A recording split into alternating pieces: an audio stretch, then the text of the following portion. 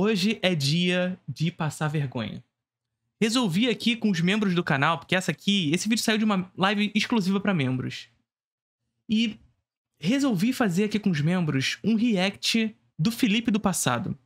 Um vídeo de 7 anos atrás, eu cometendo crimes. Falando coisas abjetas. Meus 10 diretores favoritos da história do cinema, segundo o Felipe, de 7 anos atrás. Vamos ver? Então vamos. Olha só o rostinho dele. Olha só o rostinho dele. Eu filmava com uma câmera... com uma câmera Canon. Olha só, tá vendo, né? Hoje eu filmo com uma webcam. Eu tinha um cenáriozinho com quadrinhos de cinema e etc e tal. Mas tinha uns quadros aqui que eu tenho vergonha. Tem uns quadros aqui que eu tenho vergonha. Mas eu não vou falar quais são. Dito isso... Ai, eu não sei se eu quero! Não sei se eu quero. Eu tô vendo aqui que tu conhece o Introdução ao Cinema, mas ainda não faz parte do curso de cinema contínuo mais charmoso do Brasil. 2 aulas novas todos os meses sobre os mais diversos assuntos relacionados à produção cinematográfica, incluindo os gêneros do cinema. Lá tem aula sobre o que é terror, o que é o medo, aula sobre giallo, slasher, final girl, melodrama e vem muito mais aulas sobre gêneros cinematográficos por aí. O que tá esperando? Isso sem contar com aulas sobre diretores do cinema, sobre filosofia e política relacionada à produção cinematográfica, história do cinema, linguagem, teoria, tem tudo nesse curso e vai vir mais porque são 2 aulas novas todos os meses. Tá esperando o quê? Vai na descrição desse vídeo e faça parte do curso de cinema contínuo mais charmoso do Brasil. O som disso aqui é terrível também. Vamos. Fala galera do Cineplot, estamos de volta para mais um vídeo no canal. E hoje eu vou fazer uma coisa mais pessoal aqui. Ai, esse jeitinho. Fala galera, né? Sabe? Uma coisa meio YouTube dos anos 2010. Fala galera, vamos ficar... Pô, tá maluco? Puta que pariu, mas ainda não tinha muito jeito com a câmera ainda. Então eu ficava... Fala galera... Sabe? Ai, caralho. Vou falar pra vocês quais são os meus 10 diretores favoritos no cinema. E assim, é uma coisa mais pessoal, mas eu acredito que ainda assim isso pode ajudar vocês na hora de procurar os filmes e de estudar a história do cinema e o cinema em si. Em 10º... Ah, porra nenhuma, meu amigo. Tomar no cu. Em 10º lugar, eu coloco Sergio Leone, diretor famoso... Foda. Pica, mas... Não. Não estaria nos meus 10 hoje, mas pica. Pelos Faroeste Spaghetti, protagonizados pelo Clint Eastwood. E eu vou indicar 3 filmes pra vocês do diretor, que são Era Uma Vez no Oeste, que é um dos filmes que eu sempre falo que é essencial para o cinema, e que é onde você pode aprender tudo sobre cinema. O outro filme é... Era só isso que eu tinha pra dizer sobre o filme. É isso mesmo? Puta que pariu.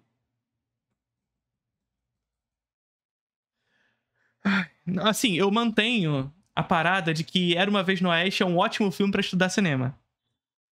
Só que o jeito de falar... sabe aquele negócio dos hiperlativos? Sabe? Que a gente gosta de usar o tempo inteiro? Então, sabe? Cuidado com isso. Entender tudo sobre o cinema, aprender tudo sobre a história do cinema. Não. Mas é um ótimo filme pra estudar cinema. Sobretudo o início do filme é muito bom pra isso. É 3 Homens em Conflito, com a trilha sonora magnífica do Ennio Morricone, que também fez a trilha sonora do Era Uma Vez no Oeste, que também é fantástica. Foda. E o terceiro filme é Por Uns Dólares a Mais, também da trilogia do Homem Sem Nome. Em 9º lugar eu coloco Pier Paolo... Tu já era marxista? Cara, então... Eu me dizia marxista. E eu posso dizer que sim, porque assim, isso é uma parada importante, tá? Isso é uma parada importante. Tem muita gente que começa a ter afeição pelo marxismo, mas tem medo de se dizer marxista porque não tem bagagem de leitura. Tá? Tem muita gente que tem essa pegada. Ah, eu não posso me dizer marxista porque eu não li o suficiente e tudo mais. Então eu não posso me dizer... Pô, se a gente... enquanto marxista, ficar esperando todo mundo ler o Capital, caralho, aí fudeu, a gente não ganha porra nenhuma. Tá ligado? Então não precisa ter medo. Você vai conquistando essa leitura, essa bagagem com o tempo. Você é marxista, porque você é afeito pela galera que pensa dessa maneira. Você é marxista, ponto. E com o tempo você vai aperfeiçoando, vai lendo, vai aprofundando o debate. Dito isso, nono lugar, Pier Paolo Pasolini, entre os 10, talvez eu manteria. Pasolini. Eu sou encantado pelo cinema italiano. Eu já falei aqui no vídeo algumas vezes que é o meu segundo cinema no mundo favorito. Só perde pro Japão. Por isso... Então, assim, isso eu mantenho ainda, tá? Ainda mantenho Japão e Itália como os meus 2 cinemas favoritos. Vocês podem esperar diretores japoneses daqui pra frente. E eu vou indicar pra vocês de Pasolini outros... Cara, você percebe uma mudança que eu sinto muito em mim? Isso aqui eu tô fazendo uma autoanálise aqui junto com vocês. Mas repara aqui comigo. Uma mudança que eu percebo muito em mim na maneira como me comunico é, por exemplo, a maneira como eu articulo a boca. É claro, eu tenho articulado muito mais com as mãos e tudo mais. Nessa época eu ficava muito mais preso, assim. Eu só fazia o fala galera, mas depois eu ficava muito mais preso. Mas a maneira como articular a boca, abrir a boca pra falar, sabe? Repara que eu falo a boca muito fechada, aí o som não sai direito, fica um negócio meio... sabe? Meio cansado. Os 3 filmes, o primeiro é Saló, a grande polêmica da carreira do Pasolini, filme com bastante escatologia, sobre nazismo, sobre as ambiguidades e as contradições do nazismo. O outro é Medea, uma reconstrução do mito, e isso é muito interessante, eu adoro essas reconstruções de mito que o Pasolini traz, tanto... Medea é um dos meus filmes favoritos do Pasolini ainda, mas eu diria que Medea, Édipo Rei, Os Contos de Canterbury e As Mil e Uma Noites, que são esses filmes que pegam essa parte mitológica, eu hoje tendo a falar As Mil e Uma Noites ou Édipo Rei. Em Medea, como Édipo Rei, como no terceiro filme que eu vou indicar pra vocês, de Mil e Uma Noites, que é um filme espetacular também. Espero que vocês assistam. Em 8º lugar eu coloco o meu diretor de cinema brasileiro favorito, que é o Rogério Sganzerla. Mantenho a postura aqui. O Sganzerla é um dos... Sigo o meu duplo aqui. Só que essa aqui não é a melhor versão de mim, não. A melhor versão de mim sou eu agora. Eu acho, pelo menos. Grandes nomes do cinema marginal, talvez o maior dele. Eu matei essa versão aqui. Por isso seu cinema é marcado por uma sujeira estética bastante peculiar, bastante incisiva e pelas repetições nas falas, que provoca pra gente sempre cenas muito marcantes e muitas vezes estreladas pela Helena Inês, que pra mim é a maior atriz do cinema nacional de todos os tempos. Pra vocês assistirem a Sganzerla, eu indico O Bandido da Luz Vermelha, que pra mim é o melhor filme brasileiro, Copacabana Mon Amour. Hoje eu já não mantenho essa opinião, hoje é Falsa Loura. Falsa Loura. Olha aí, tá vendo? Pegaram o esquema? O meu duplo do mal não é um falso louro. Calma, falso louro. O meu duplo do mal não é um falso louro. Agora, a melhor versão de mim, essa aqui, é um falso louro. Que é um filme onde a Helena Inês rouba a cena e destrói qualquer atuação da história do cinema brasileiro. E sem essa aranha, que foi para com isso, Felipe. Porra, vai tomar no cu. Tá vendo isso? Esse filme que a Helena Inês rouba a cena e destrói qualquer atuação da história do cinema. Porra. Segura a onda, carioca. Destrói qualquer atuação da história do cinema.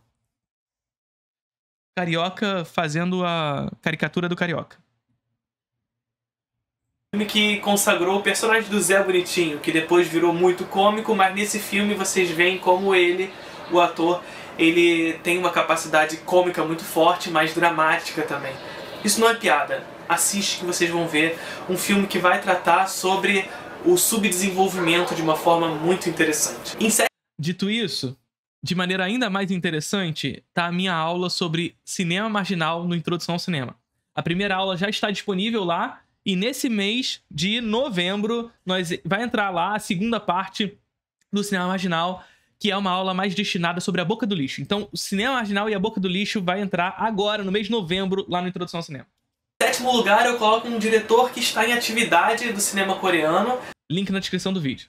Muito interessante, e não é o Chan-wook Park, se trata de Kim Ki-duk. Não. Não, não, não, não.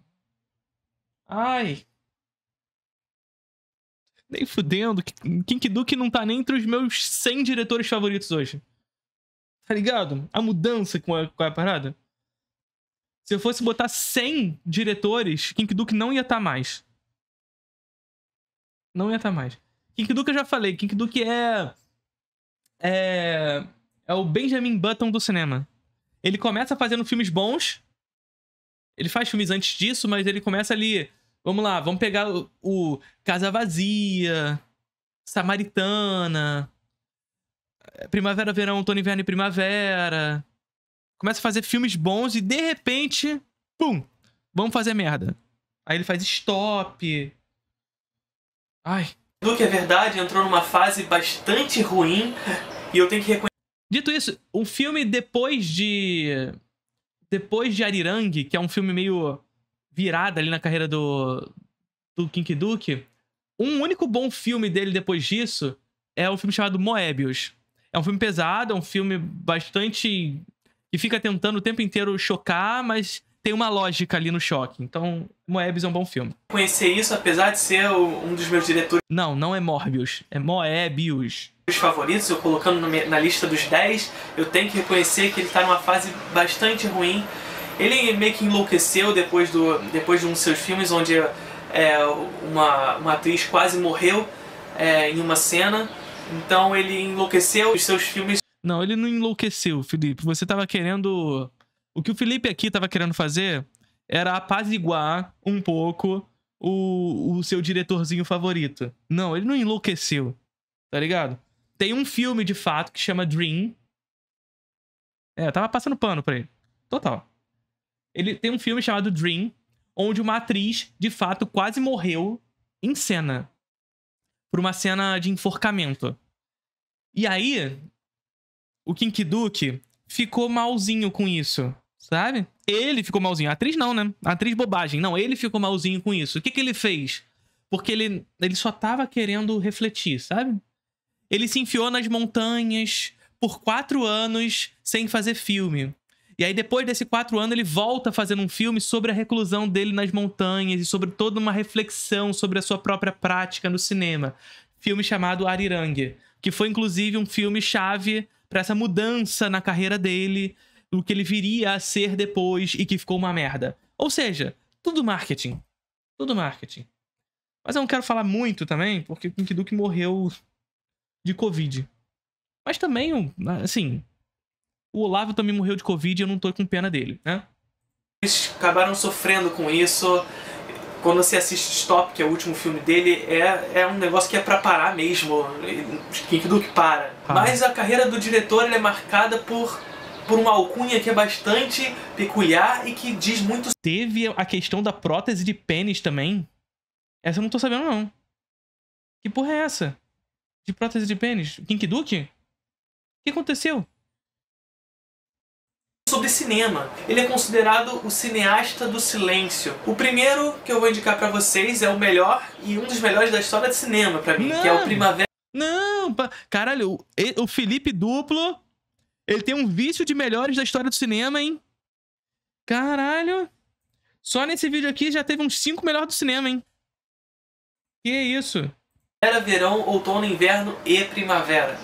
Um filme espetacular, com um roteiro cíclico como é de costume no Kim Ki-duk. O segundo filme que eu indico pra vocês é Casa Vazia. É um outro filme que é bastante marcante essa ideia do cinema de silêncio dele.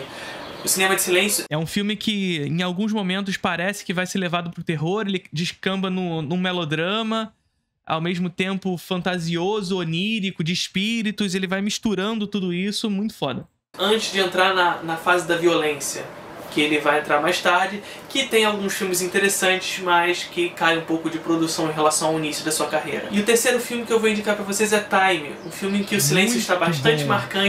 Muito bom filme. Time é muito bom filme, tá? Assistam Time. Time vai retratar essa epidemia na Coreia do Sul por cirurgias estéticas para aumentar o olho, para ocidentalizar as pessoas. E aí ele tem uma pegada meio Vértigo, evidentemente, né? Onde eles vão trocando de rosto e essas pessoas que se amam, esse casal que se ama, em razão de um determinado acontecimento no meio do filme, se afastam e um deles muda de rosto. E eles depois querem se reencontrar. E eles não conseguem se reencontrar porque eles mudaram de rosto, eles não sabem quem é quem. Muito bom. Mas que a violência estética também está muito presente. Não como o que vai se tornar a carreira dele, mas de uma maneira bastante interessante à medida que ele vai construir a história a partir de uma problemática bastante peculiar da Coreia do Sul, que é a ocidentalização. Só que ele não vai tratar essa ocidentalização das mulheres como uma maneira estética. Ele vai tratar isso de uma maneira mais filosófica através das máscaras. Estética também. Em sexto lugar, dispensa qualquer alcunha, o mestre do surrealismo, Luiz Buñuel. E os filmes... Não estaria nos meus 10 hoje, apesar de ser maravilhoso e tudo mais. E mais do que isso, essa porra de mestre do surrealismo, mestre do suspense, mestre... Ai, Felipe, para com isso, Felipe.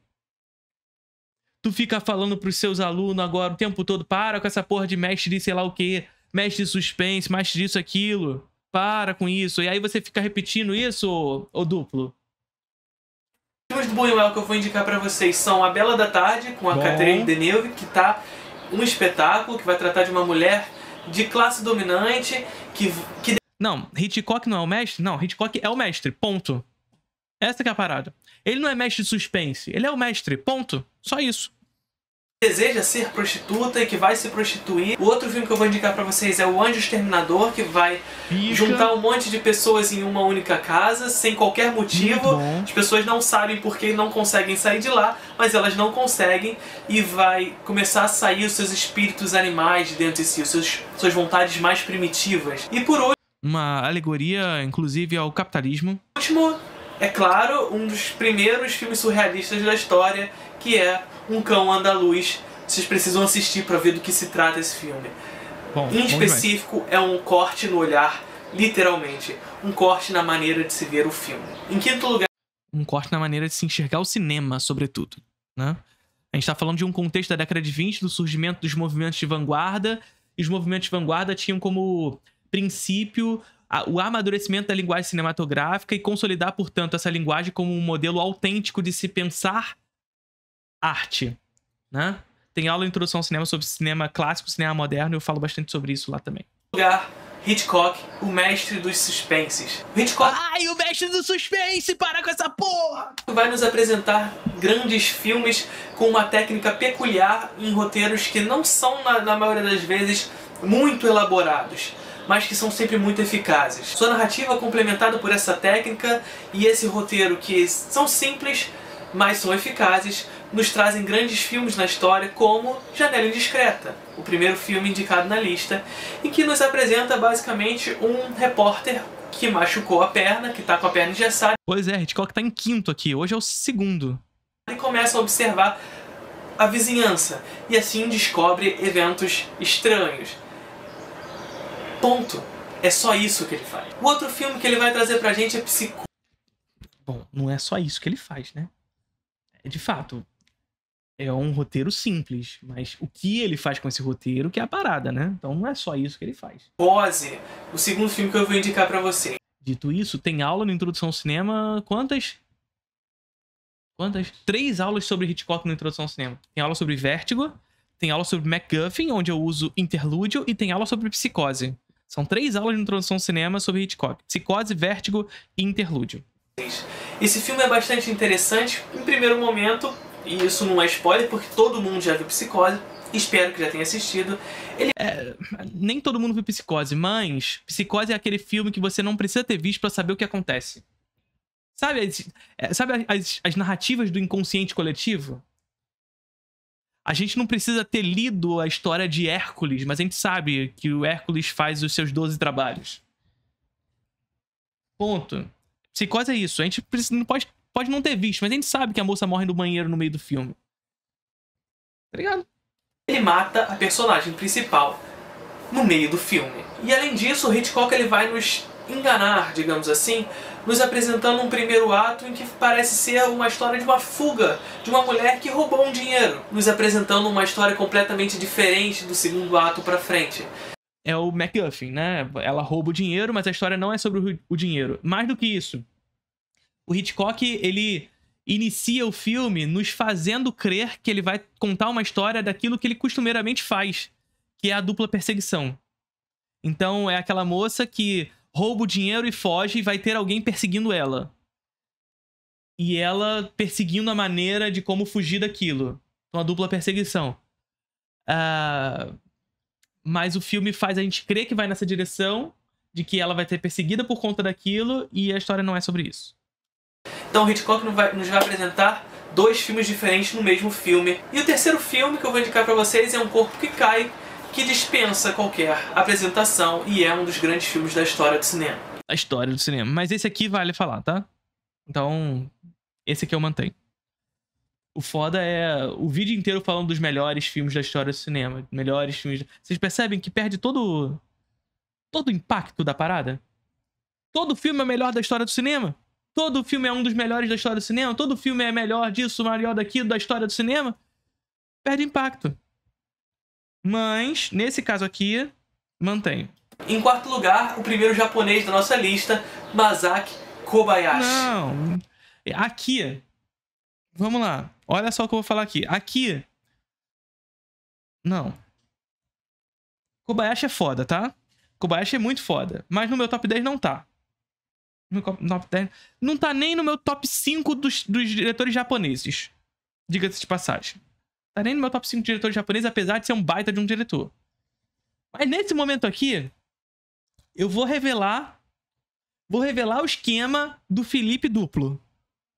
Do Felipe do mal. Vou revelar o esquema.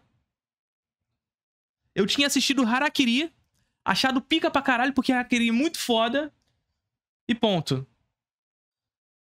Ponto. Masaki Kobayashi virou meu diretor favorito da história do cinema. Ou um dos diretores favoritos da história do cinema. Só tinha assistido um filme. Eu só tinha assistido Harakiri. Nessa época. Kobayashi é um dos grandes diretores da história do cinema, mas que tem muito pouco reconhecimento nela. Até mesmo no cinema japonês, a gente sempre lembra do Kurosawa, sempre lembra do Ozu, sempre lembra do Mizoguchi, mas Kobayashi... Da onde você tirou que Kobayashi não tem reconhecimento, meu amigo? Kobayashi é um dos grandes nomes da novela vague japonesa, porra. Literalmente. É claro que a gente vai lembrar mais do Ozu, do Mizoguchi e do Kurosawa. É a santíssima trindade do cinema japonês, porra. Tu achava o quê, cara? Tu achava que ia ser o quê? Kobayashi é sempre colocado de lado. Mas Não aqui na minha lista, Kobayashi está entre os 4 melhores da história do cinema. E como indicação, eu peço para que vocês assistam Rebelião Samurai. Sim, o Kiyoshi Kurosawa estaria na frente do Masaki Kobayashi pra mim, especificamente. Harakiri. Rebelião Samurai muito foda. Harakiri pica. Vou falar a verdade, tá? Agora que eu me toquei, eu já tinha assistido aos filmes que eu indiquei. O Rebelião e o Harakiri eu já tinha assistido. Um dos melhores filmes da história também. E o terceiro filme que eu indico pra vocês é As Quatro Faces do Medo. Eu não tinha assistido As Quatro Faces do Medo, e inclusive eu não assisti até hoje. Tá? Até hoje eu ainda não assisti As Quatro Fases do Medo, então, literalmente, o Felipe aqui que está vos falando, esse duplo aqui, falso, esse falso louro aqui, só tinha assistido 2 filmes de Masaki Kobayashi. Que é um filme bastante interessante também. Em terceiro lugar, o grande diretor dos épicos britânicos, David Lean. Foda, pica, mas eu acho que não estaria nos 10 também. E aqui eu falo pra vocês o outro filme que eu sempre digo, que é o filme que você pode aprender tudo sobre cinema. Tudo sobre cinema! Que é Lawrence da Arábia. Foda. Aqui vocês podem aprender como se usa cor, como se usa as elipses temporais de maneira correta. Não, correta não. Usar a elipse temporal de maneira correta, não. Aí tá errado. Porra, que porra de correta, ô Jurandir Gouveia? Porra de correta é essa? Não. A gente tá falando aqui de bons usos da parada. Não de maneira correta. Inclusive, eu uso bastante Lawrence da Arábia nas aulas de introdução ao cinema sobre o uso do tempo e espaço nos filmes. Aula maravilhosa, inclusive. É um filme completo em todos os aspectos. E os outros dois filmes que eu indico pra vocês é Doutor Zhivago. Foda. Doutor Zhivago é um filme incrível. Muita gente pergunta, mas e o tom anticomunista de Doutor Zhivago e tudo mais? O que você acha disso? Eu acho que é um filme foda. Tá ligado? Inclusive, o Doutor Zhivago, o filme, tem um tom anticomunista menos forte do que o do livro, tá? Mas é um baita filme. Que tem vídeo aqui no canal. Então, clica aqui no izinho. Tudo que o Céu Permite é do Lin também? Não. Tudo que o Céu Permite é do Douglas Sirk. Vai aparecer. E Desencanto, que é um dos filmes de romance. Desencanto é do David Lean. E esse aqui é a base, inclusive, do nome do Desencontro, né? O nome em português do filme é Desencanto, o nome de inglês é Brief Encounter, a gente só misturou os dois e virou Desencontro. Mais incríveis da história do cinema e, diferente da maioria dos filmes do David Lean, é um filme curto, de 80 e poucos minutos. E finalmente chegamos no nosso top 2, onde em segundo lugar está Ingmar Bergman. O Bergman talvez estivesse... Não, o Bergman tá no meu top 10. Em segundo, não. Mas no meu top 10 tá. Talvez ele consiga pegar ali um top 5, talvez? Não. 5 não. Mas top 10 ele pega. E os três filmes que eu vou indicar pra vocês é Persona, que também tem vídeo aqui no... Persona foi o filme que inspirou o nome da minha filha. O nome da minha filha é Liv por causa da Liv Ullmann. Depois que eu assisti Persona. No canal. Dá uma acessadinha aqui no izinho que vai aparecer de novo. Através de um espelho... a Agnes Varda tá no meu top 10 hoje. A Agnes Varda tá no meu top 5 hoje. Espelho que tem a atuação feminina mais incrível que eu já vi no cinema. Segunda. Talvez. Não, não sei. Hoje eu tenho que pensar. Mas a Harriet Anderson ir através do espelho tá muito foda. Real. Da Harriet Anderson. E Gritos Sussurros, que também é uma atuação genial da Harriet Anderson, mas também da Liv Ullmann e das outras mulheres de Bergman que aparecem no filme. É um filme espetacular, com uma fotografia avermelhada... Avermelhada não, vermelha. E finalmente... Ai, meu Deus, é uma fotografia linda, bela, vermelha. Acabou. O número 1 da lista, como eu acredito que muitos já saibam, Akira Kurosawa. E mantenho. Esse eu mantenho em primeiro lugar. A regra aqui dos outros diretores, eu vou indicar 5 filmes de Kurosawa. Não tem como mesmo, 5. Porque, sim, né?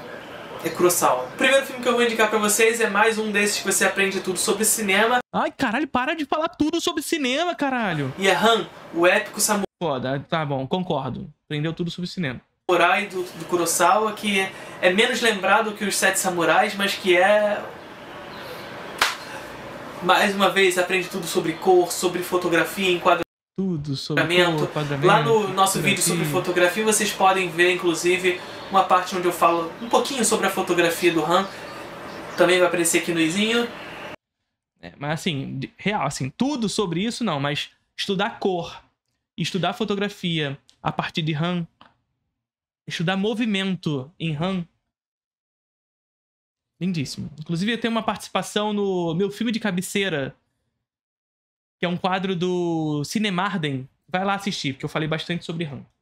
Então, assistam Han. O outro filme que eu vou indicar pra vocês é Rashomon, que vai trabalhar muito bem com essa relação da montagem. Não tá entre os meus favoritos do Kurosawa, mas é um bom filme pra começar Kurosawa. Rashomon e Yojimbo são os dois melhores filmes pra começar Kurosawa. Paralela e do efeito Rashomon, que o Kurosawa vai inaugurar aqui no cinema, onde ele vai apresentar duas visões sobre a mesma situação de maneira diferente e vai criar uma ficção narrativa bastante interessante que vai ser reconhecida dando um nome para um efeito, né? O efeito Rashomon. O terceiro filme é o grande clássico da carreira do Kurosawa, que apesar de não ser meu favorito, entra aqui na lista, que é Os Sete Samurais, um grande épico, com uma cena de batalha que é uma... não é meu favorito, mas tá entre os melhores do Kurosawa. Uma das melhores da história também. O quarto filme é Trono Manchado de Sangue. Esse aqui é o meu segundo favorito do Kurosawa. Isso aqui é muito bom. A cena final desse filme, porra... A cena das flechas, da floresta chegando, porque aqui é uma adaptação de Macbeth. Então tem todo esse negócio das florestas que se movem e tudo mais. E que é uma adaptação da obra de Shakespeare. Nessa obra vocês vão ter uma atuação feminina espetacular e uma atuação masculina tão espetacular quanto do Toshiro Mifune. O quinto filme... Mas a atuação feminina, esqueci o nome da atriz agora, mas ela faz um fantasma, a raposa, a Lady Macbeth, né? O que eu indico pra vocês é Derzu Uzala, que é um épico não épico, digamos assim. Ele muito cria uma amplitude para as possibilidades. Esse aqui é o filme do Kurosawa que ele fez na União Soviética. Mas que ao mesmo tempo trata das individualidades de maneira bastante peculiar e nos dá um espírito de aventura pro filme, um espírito de aventura tanto exterior. Inclusive, esse é o filme do Kurosawa na União Soviética e o personagem central do filme foi o que inspirou o George Lucas a criar o Yoda.